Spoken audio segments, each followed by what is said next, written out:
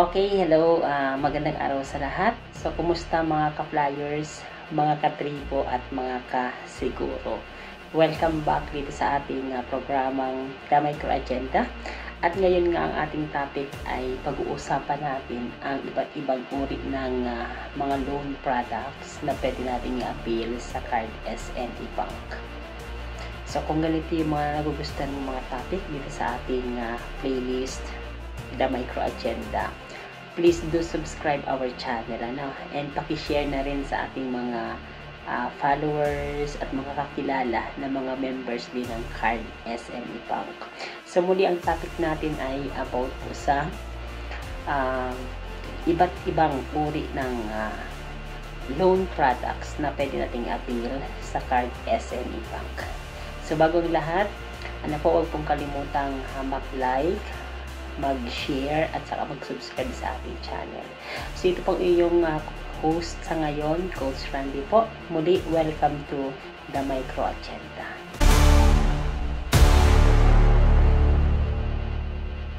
So yun na nga, may iba't ibang loan products ang pwede nating ma-avail sa Card SME Bank. So napakaganda kasi kung ikaw ay maraming mga lending, maraming mga kautangan sa paligid, mag-member ka lang sa Card SME Bank or sa Card MRI, So, marami pong loan type na pwede mong kunin dito para po maalis na yung mga iba't ibang uri ng mga kautangan natin sa paligid. So, tapusin mo yung mga utang sa paligid and then mag-focus ka dito sa Card SME Bank or sa Card MRI sapagkat nandito na lahat ng klase ng loan na pwede mong avail dahil nga sa nangangailangan tayo ng mga finances in everyday life so ibinibigay po sa atin ng Card SME Bank ang lahat-lahat. So wag na natin patagalin, pag-usapan muna natin ano yung mga major loan na pwedeng makuha dito sa Card SME Bank. Ito yung mga microfinance loan or major loan na pwedeng i-avail ng isang member po sa Card MRI, lalo na dito sa Card SME Bank.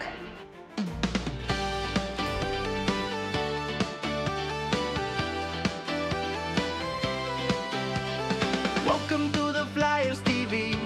Kami nandito, katribu, sama-sama, hindi ka nag-iisa. Okay, narito ang mga microfinance loan or major loans. Una, ang microfinance sikap loan, primarily intended for working and business capital of clients, such as purchase of equipment and assets for use in the business, buying of raw materials, purchase of office supplies, etc. Member can borrow up to 150,000 pesos. So, para lang to sa may mga negosyo So, nakadepende po sa laki ng inyong business ang pwede nyong ma-avail na loan. First loan dito ay pwedeng up to 8,000 and then sa second cycle up to maximum level basta kaya ng capacity to pay. Weekly po ang payment option. Ikalawang major loans natin ay ang microfinance micro-agri loan. The MF Micro-Agri Loan seeks to assist the clients of Card SME Bank Incorporated to have access to microfinance loans that they can use in implementing agricultural and other agriculture-related business. Loanable amount is up to 150,000 pesos. Mode of payment is weekly, monthly, or semi-monthly. Ang loan type na ito ay para lamang doon sa mga lugar na agricultural.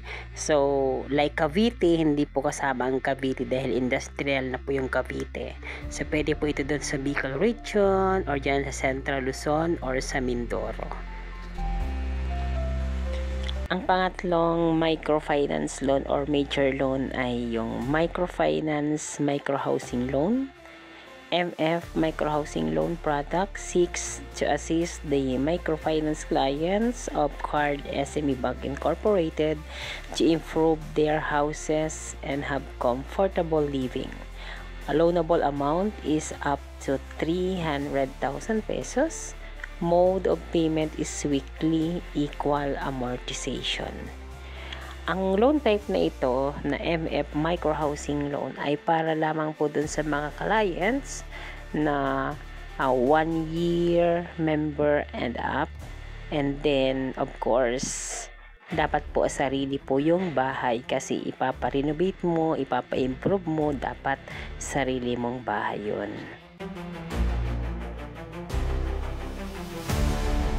So, yun nga yung mga major loan or microfinance loans na pwede natin i-avail sa Card SME Bank. Pero, may mga qualification, di ba? So, narinig naman natin or nabasa natin na yung microfinance sikap loan ay para sa mga business or mga negosyo natin. So, kailangan po tayo ay mayroong business. Kailangan may negosyo. Kung ang ating ilo-loan po ay yung microfinance sikap loan.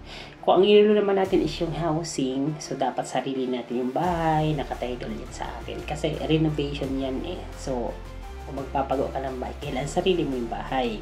And then yung agricultural loan naman, yung microfinance agri loan natin, ay available lamang po ito doon sa mga lugar na classified as agricultural area. Ang Cavite po ay hindi po classified doon kaya hindi available sa atin. So possible yun sa ibang provinces, like Mindoro or sa Bicol. Ayan. So, iba pang requirements, kailangan po kung mag-avail tayo ng microfinance loans or yung ating major loans, kailangan po ay meron po tayo napakagandang repayment record dito sa card. Kailangan may magandang attendance record sa mga meetings.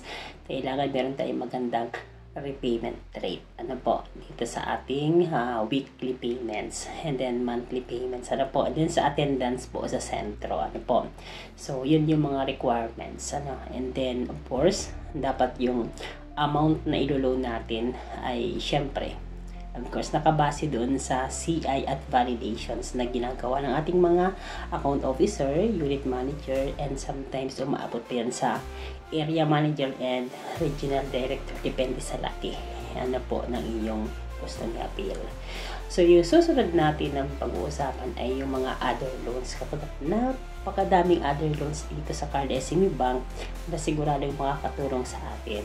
At sabihin ko sa iyo the best itong mga other loans na ito sapagkat mabababa lang yung interest, tapos talagang talagang sagot sa mga pangangailangan natin sa ating mga finances, especially na sa mga pang-matrikula, pang-suporta sa ating mga estudyante, or pambili ng ating mga luho sa buhay like cellphones. And then of course, nandyan po yung ating mga insurance loans, So, meron dyan. So, pag-usapan natin, ano ba itong mga other loans sa pagbabalik or pagkatapos nitong short reminder. This portion is brought to you by Solveo Well, saving lives. Solveo Creo, a premium soft capsule powered by pure, high-quality krill oil. Harvested from the clean, cold waters of the Southern Ocean, krill are tiny crustaceans rich in omega-3 fatty acids, phospholipids, and astaxanthin, nutrients known for their powerful health benefits. Creo is packed with omega-3 in a unique phospholipid form, ensuring better absorption and superior results. Experience the ultimate support for a healthy heart, improved brain function, and strong, flexible joints. With Creo, you don't just feel good, you feel unstoppable. Give your heart the care it deserves, because every strong heartbeat is a step toward a life well loved. Choose Creo. Love your heart. Live your best life.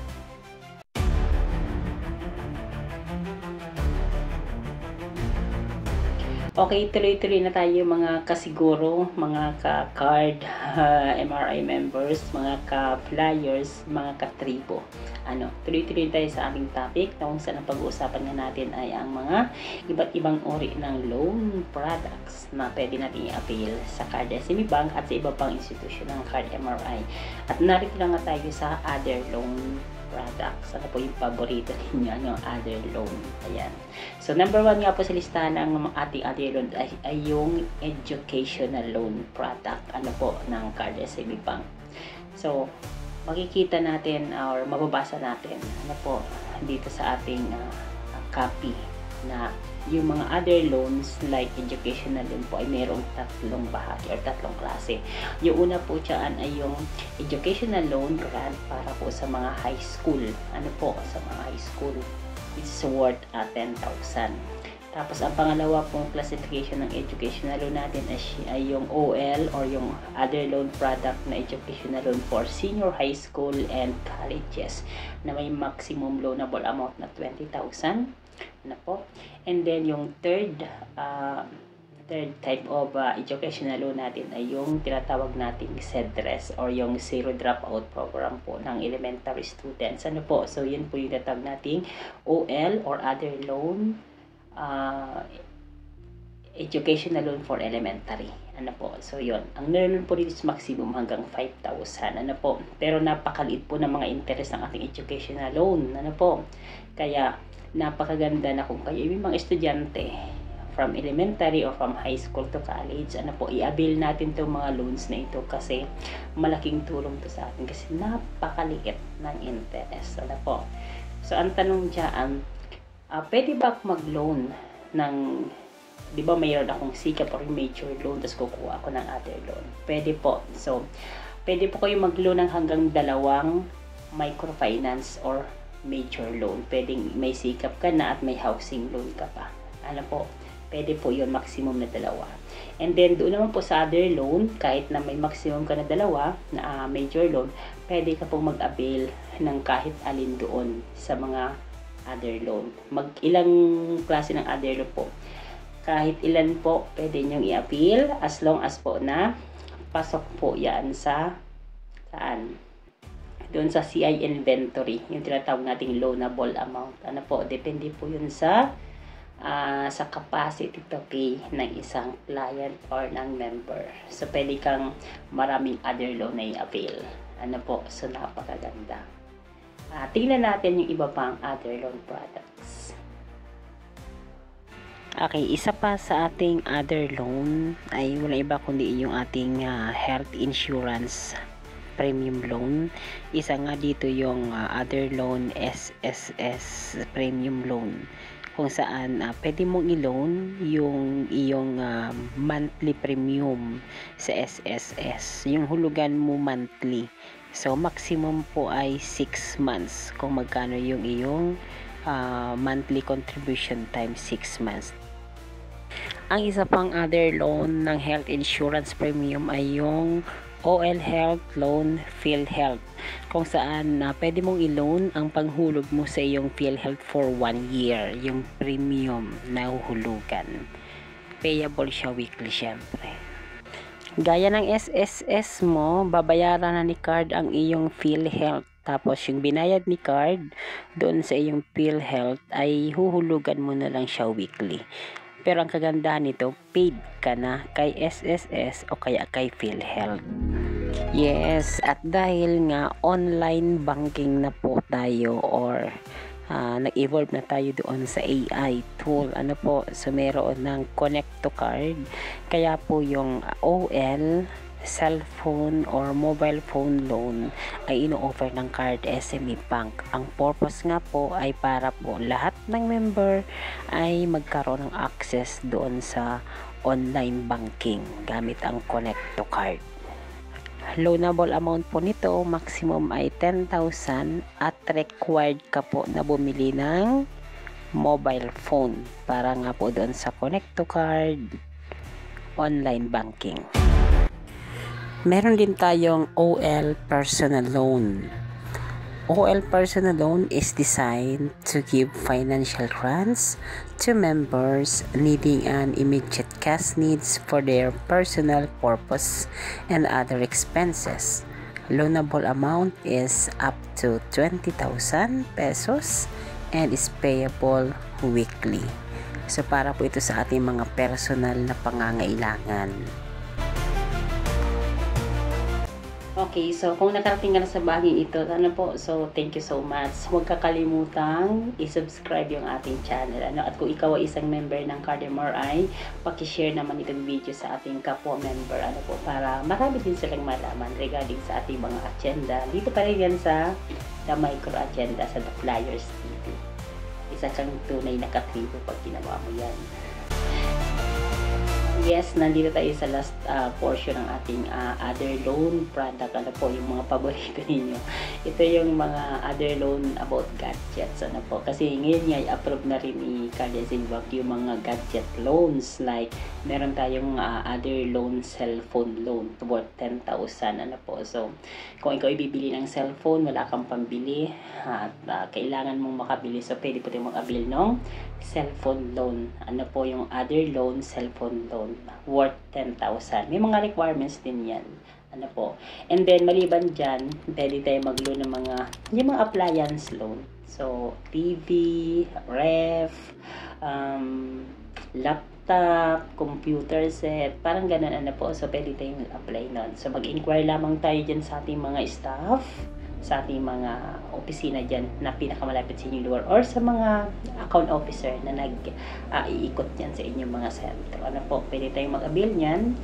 Napakaliit po ng interest. And maliban na idugtong ko na, meron tayong iba't ibang uri pa ng mga SME loan, like mga car loans, mga motor loans, mga something like that. Pero pag-usapan natin yan sa ibang video naman siya. So ngayon po, dun sa mga other loan na nabanggit natin, may requirement po doon syempre. Number 1, kailangan 100% attendance. Kailangan lagi kang nadalo ng meeting. Sapagkat pag hindi ka dumalo ng meeting, hindi ka po makakwalified na mag-appeal ng other loan.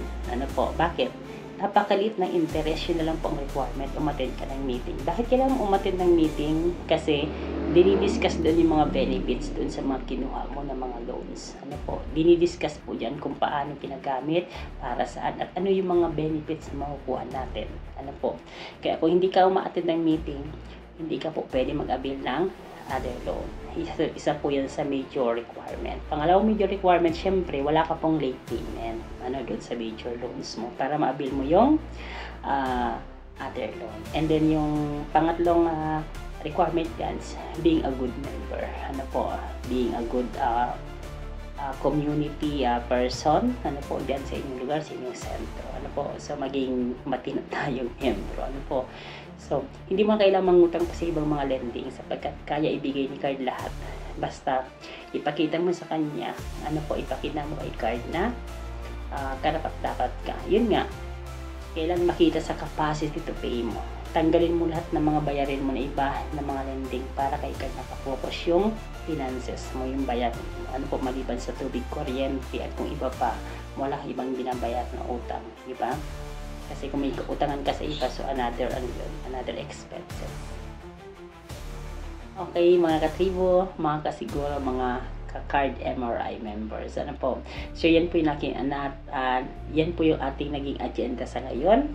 Nawa po ay meron kayo natutunan at saka meron kayo natuklasan na mga loan products na pwede nyo palang i-appeal. At sana medyo nagkaroon tayo ng para nabuhayan, sapagkat alam natin na marami yan nangangailangan talaga, kaya hindi alam po anong gagawin. Kaya ang dapat natin gawin, ay patuloy tayong mag-iisang mabuting member ng CardMRI, para ma-avail natin yung mga loan products na na-discuss natin ngayon. So, paki-share po ulit ang video sa iba nating mga kamiyembro, sa ating mga kilala na mga gustong mag-member din sa card or may mga utang sa iba na medyo namumroblema na, sabihan na ninyo ng magandang balita regarding card. And huwag kalimutan mag-subscribe sa ating channel. So, napakagandang tulong yan para tuloy-tuloy yung ating paggawa ng mga ganitong klase ng video para ma-educate tayong lahat regarding dun sa mga loan products at iba pang servisyo na binibigay ng CardSME Bank. Muli, ito po yung lingkod Coach Randy. Magkita-kita tayo sa susunod na video. Again, don't forget to subscribe, like, and share. Okay? Thank you so much. Maraming salamat sa inyong lahat. Sana ipanoorin niyo din yung iba pang video dito sa ating playlist. Welcome to the Flyers TV, kami nandito. Katribu, sama-sama, hindi ka nag-iisa. From us